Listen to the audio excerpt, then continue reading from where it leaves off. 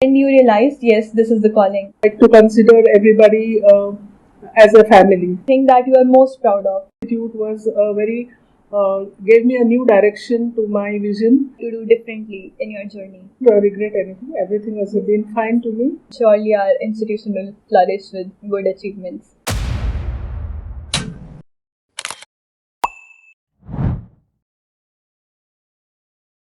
Hello everyone and welcome to another podcast brought to you by Broadcast MSIT. I'm Ashmita Dhaka and we have a very special guest with us today, the director of MSIT, Professor Dr. Archana Balyan, ma'am. Thank you for inviting me for this podcast. Ma'am, thank you so much for being with us here today, and we hope we will be highly inspired by you by the end of the discussion. Okay, so to begin with, how would you describe your career journey? Was there any particular moment when you realized, yes, this is the calling? I belong to a family from defense background. So my studies, all my schooling was done in central schools in Bangalore. And since we were from defense background, we had a lot of opportunity to meet people of various regions and interact with people of different, following different cultures. So that was one positive point which was inculcated within me, like to consider everybody as a family. So then after my schooling, after doing my 12th standard, I joined engineering from Bangalore University, and I completed it in 1992. Then from there, I came to Maharaja Surajmal Institute of Technology as a lecturer, and that time it was a diploma college. And after that, joining here, I did my MTech from Delhi College of Engineering, which is now called as Delhi Technical University in electronics engineering. Studying in that institute was gave me a new direction to my vision, and I got to interact with very highly respectable professors and my head of department students, and I got an opportunity to learn how to learn and how the teachers are teaching in the institute. So that was my point when I thought this, yes, because so many highly educated people are involved in teaching students, guiding them, motivating them, inspiring them. So this would be a good profession to continue with it.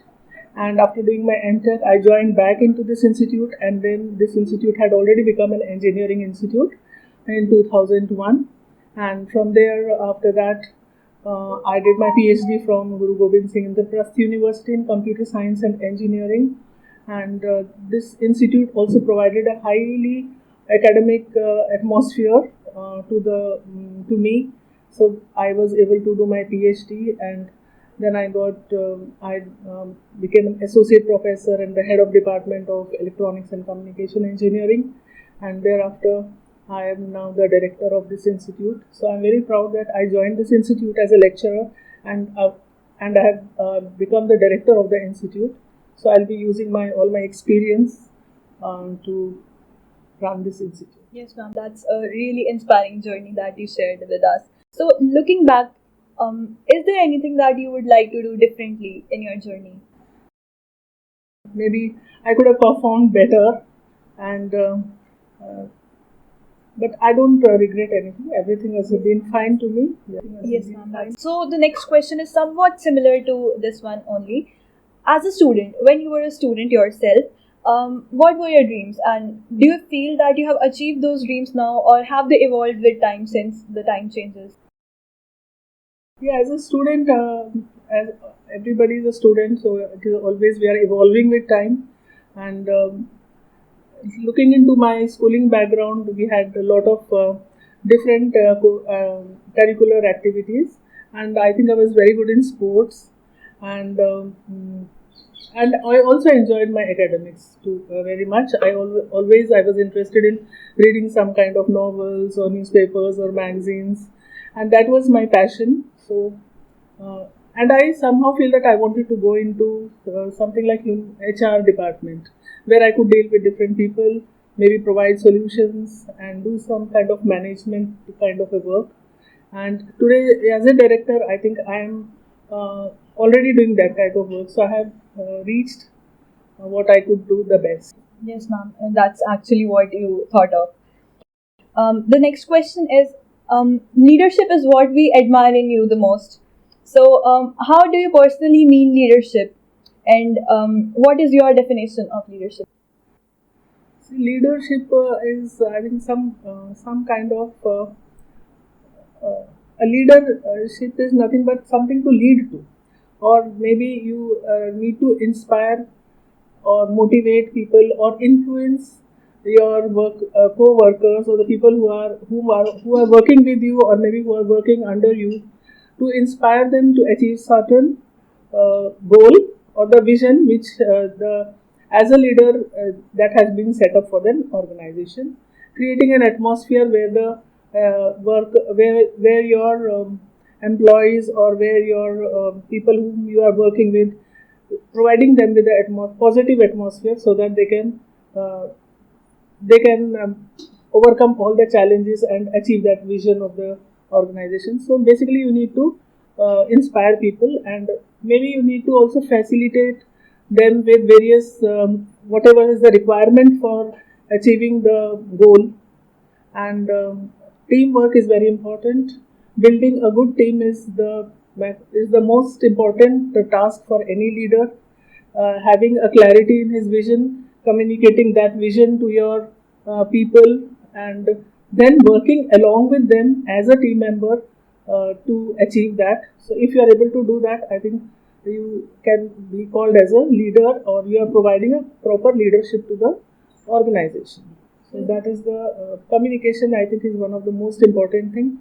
And communication is not just one-way traffic; it is both the way. You need to you need to update your vision or your things to them, and also you'll be able to listen to them what they want to speak, and be an open-minded as a leader and guide them and work along with them as a team member. So that is a leadership to me. Yes, ma'am. That's why we adore your leadership a lot. And as we know, in today's generation of students, we often face difficulties in balancing academics, our personal life, and our career aspirations. So, what message would you like to give us on how to stay focused and balanced? I think you all are very outstanding students, but certainly there are various challenges. This generation of students, what you call Gen Z, or I think Gen Alpha these days, so they are having a lot of challenges, in the sense that now they have a lot of information, they have a lot of people around them to guide them. So maybe there is a lot of overflow of information. So they might feel overwhelmed due to that. But certainly, as a student, your career is important to you. So time is very important. Time is limited to everyone, and we can see that we can get inspired from so many youngsters who are making a mark in their field. So most important thing is that you have to balance the things. You have to focus on your career, and also you have to take out time for your extracurricular activities. But if you are doing that with a with some kind of let us say some type of timetable sort of a thing, like okay, I have to do this, after that I will concentrate on the other things. Let us say you should do one thing at a time, and once you're doing your studies, you should not think of other things. When you're doing your other things, you should not think of studies. You should balance it and enjoy your studies as well as your time, because you are the young people. You have to focus on so many things and be relaxed sort of. Yes, ma'am. So, as you said, time management is the key. So, do you think that the challenges faced by the people today, the children today, are different from your time? Yeah, the challenges were different, and because so much of time has passed, certainly technology has come in, and it has come in so fast and changed the world so fast that hardly there is a time to think that what were the earlier challenges. The time was little bit slower in those times. Now we are having very fast pace of life. So challenges in the sense that you have more competition, and you have to take care of your health also, you have to take care of career also, you have to take care of your friends or friends and family, you have to be with them also. So but the thing is that as a student we need to do the things which are very important to us. And I think one advice I will give is you have to be little away from your mobile phones, and take part in your family, be with your siblings, be with your relatives, and certainly people are spending a lot of time on phone. So that is taking away a lot of time from you, which can be utilized in some better work, which you feel will be more important and make you happier. Um, the next one is actually similar again. Stress is basically that everyone face today. So, how do you personally manage stress, and do you have any tips for students on handling stress? Uh, I think it is rampant everywhere. Everybody is under certain kind of stress, right from the students of school students to the college students, or maybe when they have joined as a youngster in any their jobs. So my idea is that you need to do one thing at a time, concentrate on that particular work which you are doing, and be present in that moment instead of contemplating what lies ahead of you and trying to figure out things of too far. So what you do today is very important because that is only going to affect what you will do tomorrow. So if you are doing your work today very well, certainly your future is bright, and you will get whatever you feel like, whatever you want to achieve, you will certainly get your goals. So there is nothing to stress about. Just doing what you are required to do and do it in the best way. I think after doing that, whatever joy you get and whatever fulfillment you feel, I think that will relieve you all the stress, and you can have. One more thing was that socializing was is one of the things which relieves stress. So you should certainly take out certain time for with your friends, people who motivate you, people who inspire you, and with whom you feel you have some positive vibes.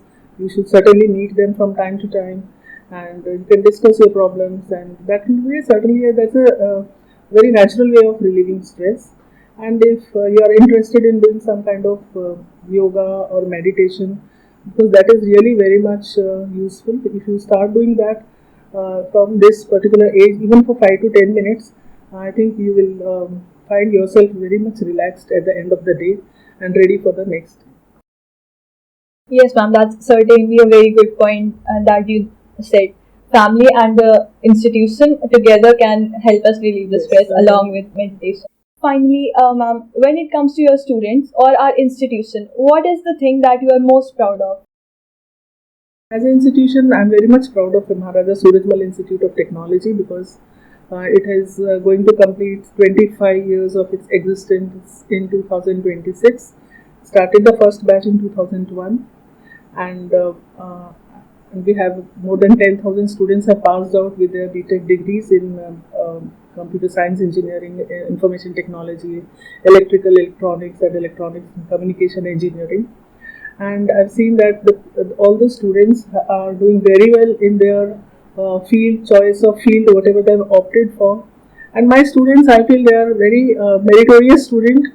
They have a lot of talent in them, and I'm proud of their academic achievements, their participation in co-curricular activities, and their passion for learning, because they have new ideas how they participate, and I think how they complete their projects, and any challenging task which is given to them, they are able to complete it in a very excellent manner. So they have a lot of potential and they have a bright future. So I'm very much proud of them. And ma'am, how do you see the future of our institution, MSIT, and the students in the next 5 to 10 years? I think MSIT is going to flourish much more. Today, at present, it is one of the premier institutes of Delhi. It is a number one private institute in Delhi and is very popular among students and parents. And in future, I am seeing that this institute will rise as a research institute also. So we are planning of getting MTech courses in our institute, so that students have an opportunity to do their post graduation in this same institute, and it will rise.